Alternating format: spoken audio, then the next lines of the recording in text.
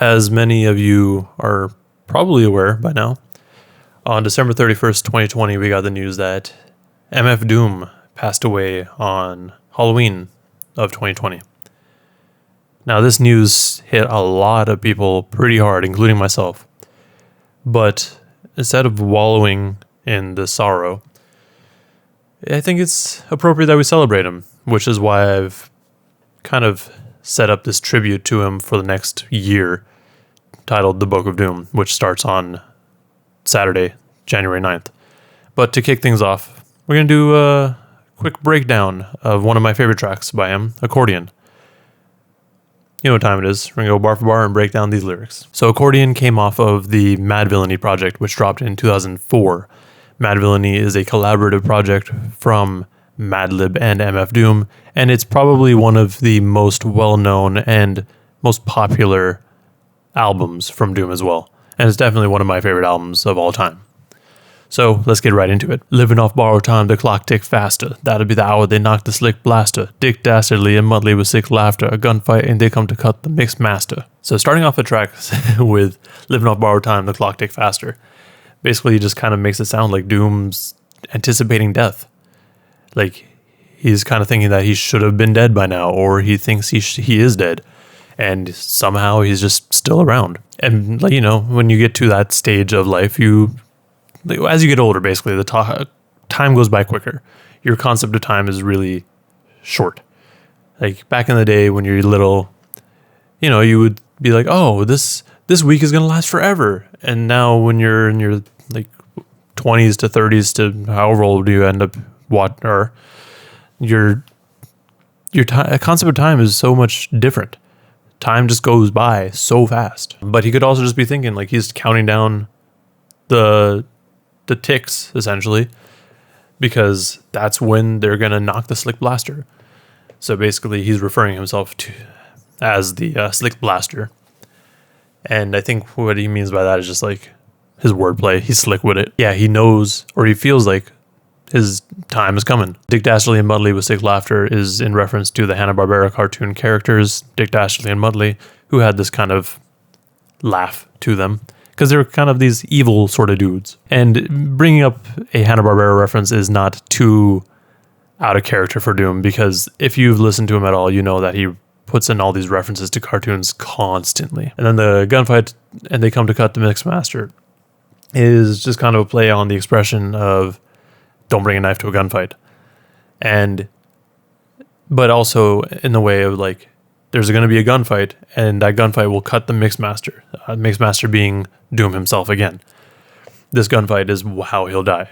At least one of the few potential outcomes of his end. ICE cold, nice to be old. Y2G twice to threefold. He sold scrolls, lo and behold. Know who's the illest ever, like the greatest story told. He's ice cold.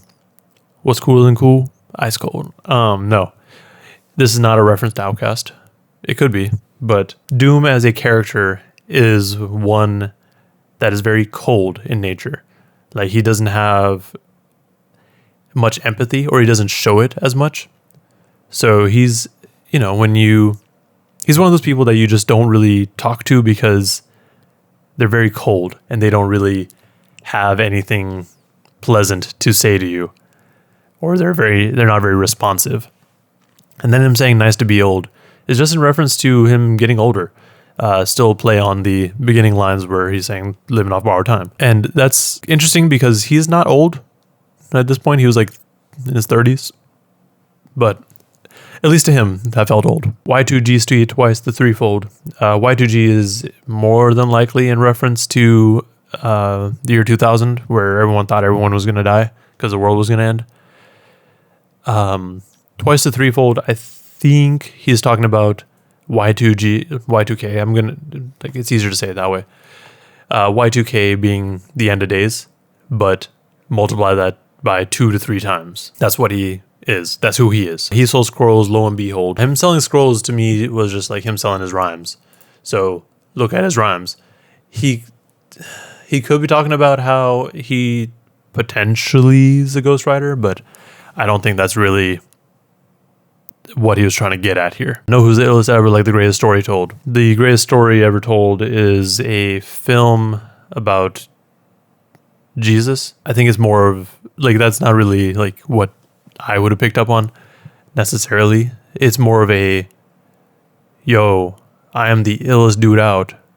Like, and when they tell my story, it's going to be the greatest story ever told. It's kind of like a, yo, you'll remember me when I'm gone. Keep your glory gold and glitter, for half of his dudes will take him out the picture. The other half is rich and it don't mean shit to villain a mixture between both with a twisted liquor. Keep your glory gold and glitter. Like, keep all the shiny things. Keep all the fame. He doesn't care about that. He doesn't care about all the jewelry. The other half of his dudes will take him out the picture. Yeah, it's like he has... Like, even if he gets fame, or like the reason he doesn't want fame is because if he gets it, half of his so-called homies will take him out of the picture. They will hunt him down for that glory, gold, and glitter because people are greedy.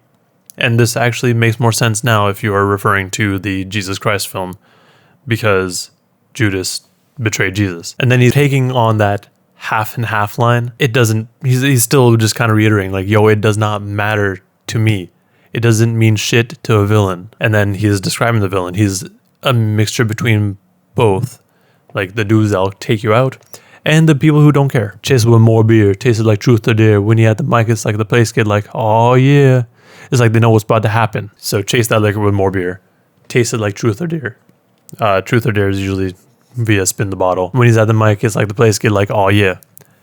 Like when he gets on the mic, everyone gets excited because they know what's about to happen. Just keep your eye out, like aye Captain. Just keep your eye out, like aye Captain. Is he still a fly guy clapping if anybody ain't hear it? Can they testify from in the spirit and live in the true gods? Keeping your eye out, like aye Captain. Like, yo, keep your eye out. Aye Captain is just like a response like, yes sir. Is he still a fly guy clapping if nobody ain't hear it? It's kind of play on the, if a tree falls in the forest and no one's there to hear it, does it still make a sound? Like, he's still fly if nobody's clapping, and if nobody hears him, he's still fly. But it's also like, if you're in the crowd clapping and there's no one else around you, do people know that he's still fly? Well, yes. And can they testify from within the spirit? Yeah, no, that's also, again, like playing on that. Like, yo, how do you prove this? How do you testify that he is still a fly guy? Giving y'all nothing but the lick like two broads. Got more lyrics than the church got. Ooh, lords. And he hold the mic your attention like two swords. Either that, or either one with two blades on it. So they're giving you nothing but the lick like two broads. The lick meaning something you're paying for, something that you're seeking out. He's saying like two broads almost as if there's two hookers. So getting two women licking you. It could also just be a lick, like hit. Well, not hit a lick, because hitting a lick's a whole different thing, and that's not what he's going for here. I think he's talking about like the lick meaning like his rhyme schemes, his bars, his music. And he's got more lyrics than the church got. Ooh, lords. Like, when you go to the church, they go, oh, Lord. Oh, Lord. He hold the mic and your attention like two swords. So he's got the mic in one hand and the attention in your attention in the other hand. Like, these are his two swords. Like, the mic because he uses the mic to fight, basically. That's how he gets everything out there. And then using your attention like another sword is like you, when you're trying to fight other people, like having people supporting you and having their attention really just helps you, because you're just like, all right, well, cool. I have this whole fan base now. Like, they're all with me. But it could also just be either two swords or just a single sword with two blades on it. Or I think that's kind of like a double-edged sword sort of thing. Like, on one side, he's got his lyrics, and then on the other side, he's got his fans who are trying to decipher his lyrics, possibly. Hey, you, don't touch the mic like it's AIDS on it. It's like the ends to the means. Fucked type of message that sends to the fiends. That's why I bring his own needles. This line, don't touch the mic like it's AIDS on it, is one of my favorite, just because it's the most ignorant thing you could ever say. Because people are like, yo, like, that dude who touched it last had AIDS. Like, there's this whole idea that you should just avoid people with AIDS. Like, come on, they're still people. But it's also just kind of like him playing on that, but it's also like, yo, people just be spitting on the mic and just be gross as hell. So he's kind of warning you like, yo, that mic's kind of gross. Don't touch that one. Means to an end, ends to a mean. It's like what you got to do to get to your goal. Meaning this mic. But it could also just be the fucked up type message fucked type of message that sends to the fiends. Fucked type of message that sent to the fiends. I'm not sure where he was going with this. To me, it could sound like he's trying to just say he's just giving this fucked up message to fiends, and the fiends are his fans who are just kind of like trying to get more from Doom and just be fans of Doom, basically. And that's why he brings his own needles. He's treating himself as a fiend as well. Like, he is a fan of this type of music, and I would hope so, his own music. But also, yeah, you should bring your own needles if you're a fiend, because diseases get passed. That could also just be a play on the AIDS line too, actually, now that I think about it. Because, you know, that can be potentially passed through blood. And if you're sharing needles and someone happens to have AIDS, you might also have AIDS. So clean needles, boys. And get more cheese than Doritos, Cheetos, or Fritos. Slip like Freudian, your first and last step of playing yourself like an accordion. He gets more cheese than Doritos, Cheetos, or Fritos, meaning he gets more money than the amount of cheese on those chips. Although Fritos don't have any cheese on them, so maybe that's why he included it. Because as an independent rapper, I don't imagine he got a lot of money. So, and then Freudian slip. A slip like Freudian. Don't know why he brought this one up, though. He didn't really say anything that could have been potentially a Freudian slip. Is that in reference to the previous line? Maybe. Because if you think about it, Fritos don't have any cheese on them, like I said already. So it could just be that he's like, oh, shit, wait. Maybe I shouldn't have included Fritos. That's a Freudian slip. And then your first and last step, playing yourself like an accordion. Kind of following up on that Freudian slip line, actually, because playing yourself like an accordion is different. Like, the actual thing is like you play someone like a fiddle, but instead this time you yourself are playing yourself like an accordion. And the only reason I think he said accordion is because of the beat. Because I think Doom himself said that he usually goes for the beats first and then writes to the beat after it's already done. So maybe that's why he said it like that. And then there's the outro. When you at the mic, you don't go next. Leaving pussycats like our hoes need Kotex. Exercise index won't need Bowflex. And won't take the one with no skinny legs like Joe Tex. This last 4-bar outro is really just him saying, in case you didn't figure it out, I'm one of the best. In case this entire song didn't tell you who I am and what I'm about, let me summarize it for you real quick. Because when he had the mic, he's speaking from third person. When he had the mic, you don't go next. Ain't no one go next after Doom. And then leaving pussycats like I hoes need Kotex. Kotex is a tampon brand.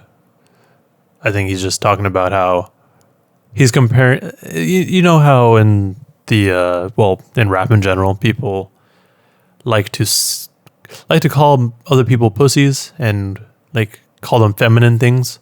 That's kind of a play on that. Exercise index won't need Bowflex. He won't need Bowflex because he's exercising. Exercise index is just trigger finger though. It's not actually exercise. So what he's saying is because his trigger finger is exercised well, he don't need Bowflex because he doesn't need to be strong. He got a gun. That about wraps up the entirety of that song. At least my interpretation of it. I'm sure there's other things that will come to mind whenever I start editing this and post it. And I'm sure all of you in the comments too will have many things to say in terms of the lyrics and what it could potentially mean. So feel free to say what's up in the comments. But yeah, this song is definitely one of my favorites, mostly due to the beat, the rhyme scheme, and it's just aggressive. Like, this isn't something that Doom does frequently, but when he does it so well. And yeah, it's great. I'll probably do another one of these sometime before the next